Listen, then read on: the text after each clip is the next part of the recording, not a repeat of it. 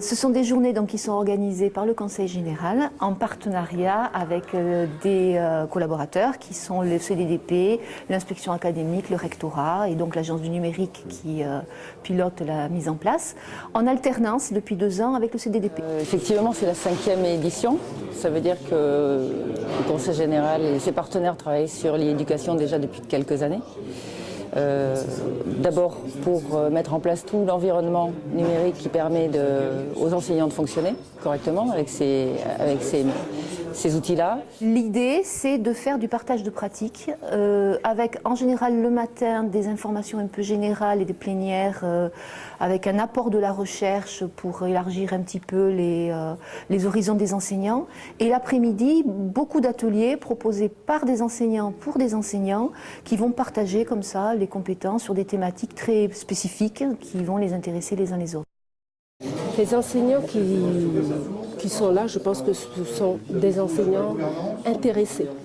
Alors je pense qu'il y a dû y avoir des curieux déjà, qui ont envie de savoir ce que peut proposer une telle journée.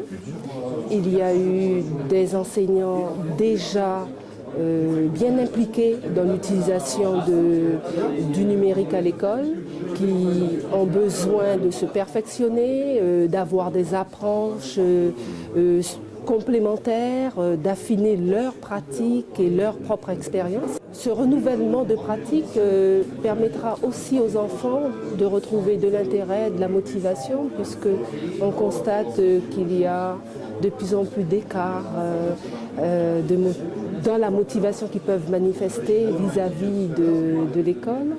La participation du Conseil général sur le développement des usages se fait en partie grâce à l'environnement qui leur permet de fonctionner correctement et avec les appels à projets innovants qu'on lance chaque année et qui permettent aux équipes pédagogiques de proposer des projets que le Conseil général va les aider à financer et à mettre en place dans les établissements. Et puis avec les contrats numériques qu'on a démarré l'année dernière et l'idée étant que le collège établit son projet TIS et conclut un partenariat avec le Conseil général qui va l'aider dans le cadre d'un contrat, dans la durée sur 3 ans, à mettre en œuvre tous les projets que l'équipe pédagogique a proposés pour son établissement.